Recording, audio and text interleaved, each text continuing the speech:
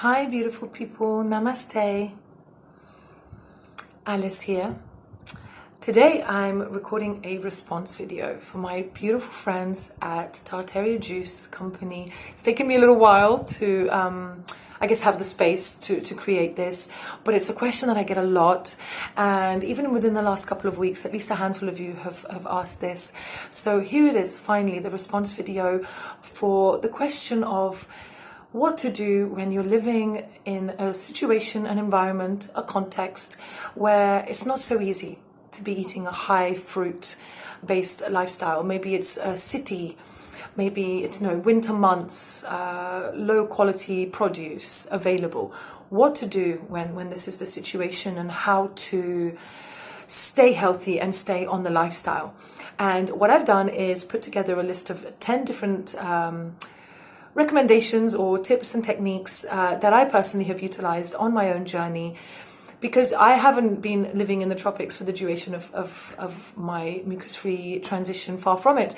I was living in Europe, and it was cold, and often, the food quality wasn't amazing, and I was spending a lot of money on fruits, and there was a lot to consider. So I feel that whilst it's important to be aware of our desires and not suppress and ignore them. So like if you're feeling a strong desire to relocate to the tropics, if it's something that your higher self is guiding you towards, I cannot encourage you more to follow your gut and to really put yourself in a situation where it's very easy to eat good fruits, because they're abundant, they're everywhere, and there are fewer distractions, and your environment is more in attunement with the life that you want to live. And I feel it's almost inevitable that when you commit to something, eventually when it becomes, really a foundation of your life, that your life will then reflect that, will create spaciousness,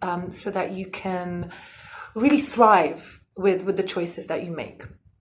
So, first and foremost, tip number 1, juices. So you might not be able to get the best quality fruits like nice mangoes or nice papayas or really good grapes. Maybe it's winter time, right? You can definitely still get enough to juice. Maybe you're not going to get good variety. That doesn't matter so much. You can be drinking and eating a lot of the most similar foods. The body will still have plenty of nutrition and plenty to eat and enjoy. It's not like you have to be eating like a huge variety of foods. Of course, the more variety you have, the more kind of subtle coding and nutritional information you're going to receive. But it's by no means necessary. And if anything, whilst you're on the detoxing path, the more simple you keep things, the better. And there's this idea of mono fruit eating, which I definitely, and mono juicing, when you're just having one juice, one fruit for the meal. And I definitely recommend that you try and utilize this approach when it comes to eating in colder climates or during winter times or outside of the tropics as much as you can. And when it comes to juicing, there's invariably like different fruits and veggies and greens available for juicing.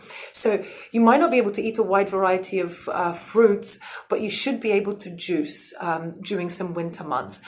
I often would find myself doing a master fast during the winter months because it was really easy.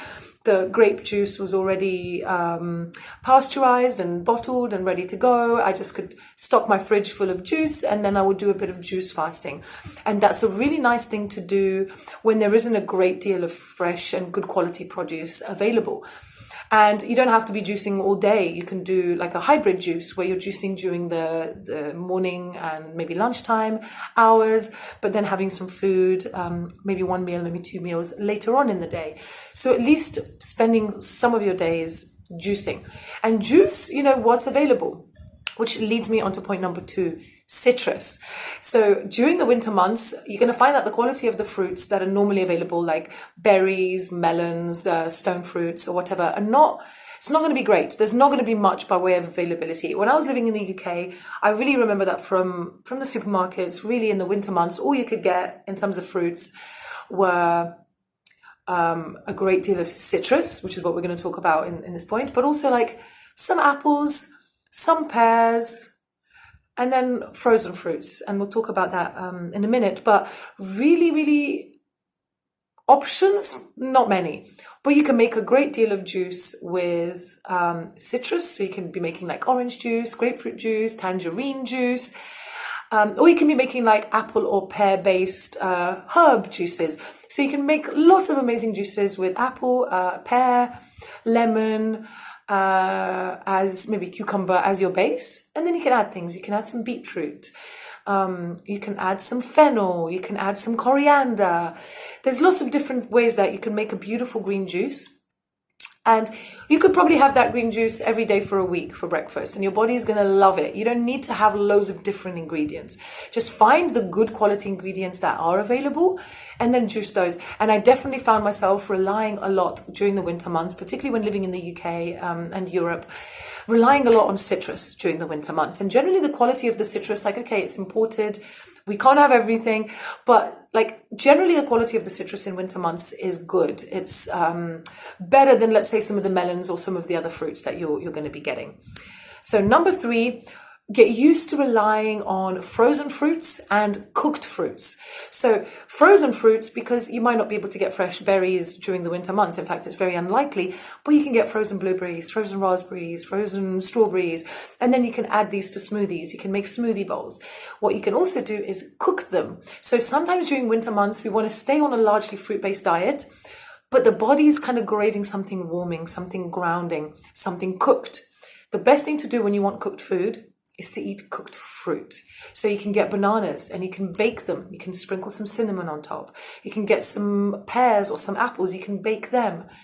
You can stew fruits. You can get berries and make like a sort of a berry compote. And there's so much benefit to be gained from having cooked fruits because you're still putting something in the body that's completely mucus free. So when you cook down fruits, all that happens is that you end up with a kind of concentrated fruit jelly. There's no mucus, there's no gelatinous stickiness residue. So it's okay to eat cooked fruits. The idea is not that raw is law. Obviously, we're going to prefer raw foods because it's been untampered with, it's more natural, but sometimes that's not possible. And relying on frozen fruits and on cooked fruits is actually one of the greatest tips that I have for transitioning. And I would say that if you're simply like wanting something more than just fruits, or maybe fruits aren't available, then going for the cooked fruits is going to help you tremendously. So don't be too... Sometimes we can be a little bit snobbish when it comes to cooked foods, and particularly cooked fruits, particularly, within this kind of raw vegan community. But I have learned that actually focusing on whether something is mucus forming or not is way more important than focusing on whether it's raw or not. Because often you can have something that's raw, like let's say raw broccoli, but that's actually kind of mucus forming because raw broccoli is quite starchy. So ideally what you want to do if you want to digest, for optimal digestion of the broccoli, you want to steam it. Because that way the starches are converted into simple fruit sugars and the broccoli is a lot easier to digest. In the same way, cooked fruit is super easy to digest, gives you a really nice slow energy, and it is very delicious, and it has that kind of like warm and grounding feeling that you can crave sometimes when during the winter months. Number 4, herbal infusions. So you might not be getting some of the nutrition or let's say codeine that you require from the fruits during winter months because perhaps the variety is not so great, maybe the quality is not so great, but you can compensate for this. You can mitigate using herbal infusions. So I've got here a few examples: nettle, dandelion, burdock root, any of the adaptogens, any kind of herbs. Really, there's a whole variety of different herbs that you can use. But making an overnight herbal infusion and then breaking your fast the next day with this infusion and replacing drinking plain water with drinking like herbal tea or herbal infusions is going to benefit you tremendously, and it's going to be very supportive for the body. So that's a nice way of mitigating, I guess, some of the effects of maybe not having the best quality produce. Number 5, warming spices. So there's a reason when you think of winter, you think of things like hot cider, and invariably, there's star anise, and there's ginger, and there's cloves, and there's cinnamon in there. Or we're thinking of like a Christmas pudding and all the different Christmas spices. And I definitely encourage you to focus on the warming spices as a way to bring the heat. from within, so that you're not feeling as at effect, as it were, to the cold from the outside. Also, fruits and veggies, alkaline foods, have a cooling effect within the body. So if it's already cold outside and you're already feeling a little bit shivery or a little bit uncomfortable, eating and drinking a lot of these warming spices is going to benefit tremendously, and you can combine them. So I mentioned earlier about juices, and I mentioned earlier about cooked fruits. You can combine warming spices with your juice or with your fruits when you're cooking them in order to bring about this warming effect. Number 6, food combining. So it's really, really important that you keep your food very simple, because if you are going to be eating more veggies, more salads, more soups, more cooked food during the winter months and when in colder climates than you would during the summer months or when you're in a hotter climate, then it's really important, if you are going to be eating cooked foods, then focus on your food combining. Always have a nice big salad with cooked food.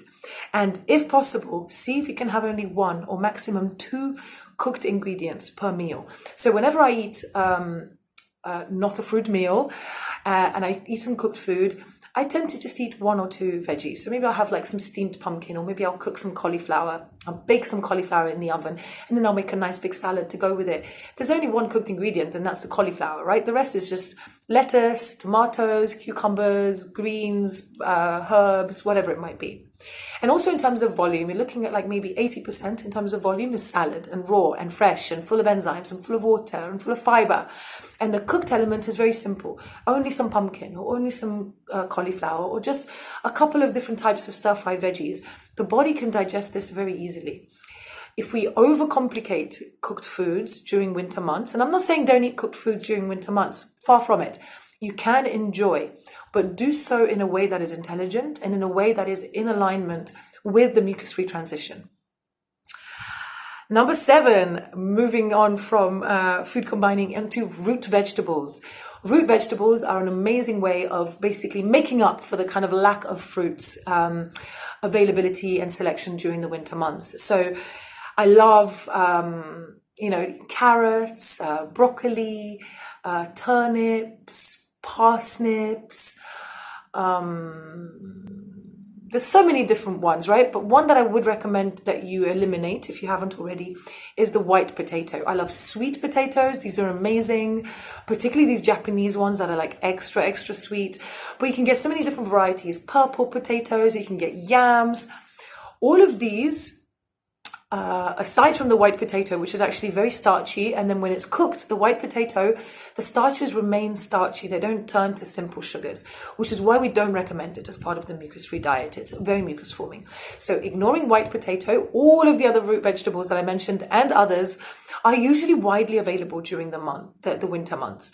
And you can cook them, and the process of cooking them converts a lot of the starches into simple sugars, making the root vegetables, let's say you're going to eat some steamed pumpkin, it's largely simple sugars, and it's going to be very, very easy for your body to digest and process. And I definitely would recommend things like pumpkin, squashes, things that grow above ground. They're not strictly speaking root vegetables, over something like a carrot or a beetroot that is in the ground, because something that grows above the ground is going to be healthier. It's going to be less toxic, because a carrot or a beetroot is like you're eating the root of the plant, and the root of the plant is what filters a lot of the toxicity, a lot of the heavy metals, a lot of the pesticides that are in the soil. So as a point of clarification and a kind of a minor point of detail, you can definitely benefit from eating more of the things that are above the ground. Another great thing about pumpkin is that it's actually a fruit. So yes, it's a fruit that requires cooking in order to not be mucus forming, but it is still a fruit.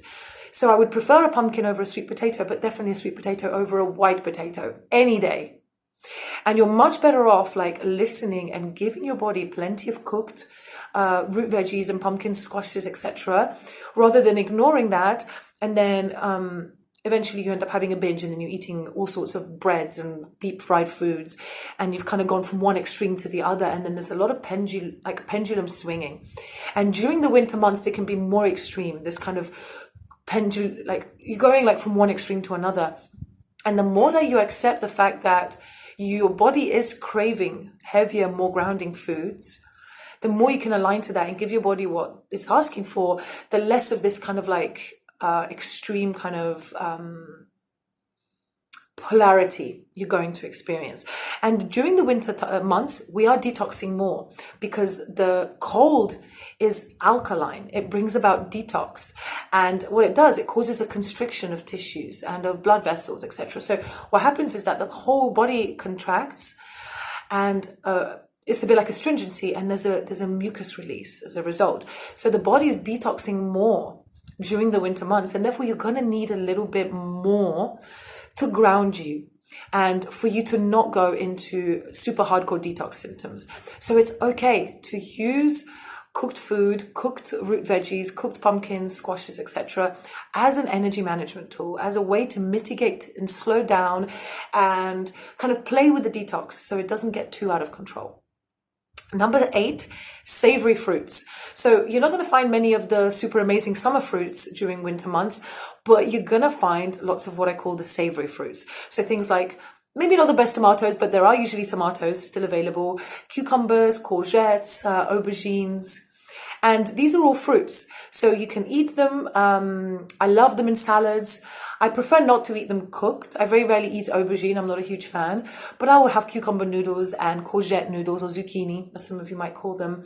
And I eat tomatoes and cucumbers all the time. And you can use these to make raw foods. You can use these to make really nice kind of salads. You can make like raw lasagnas, and you can eat fruit, but it's not the kind of fruit that you're thinking because it's not sweet fruit. There's like a lot more savory fruits, and these are usually available during the winter months. So focus on these, and you're still eating fruit, and you're still having lots of hydration, lots of fiber.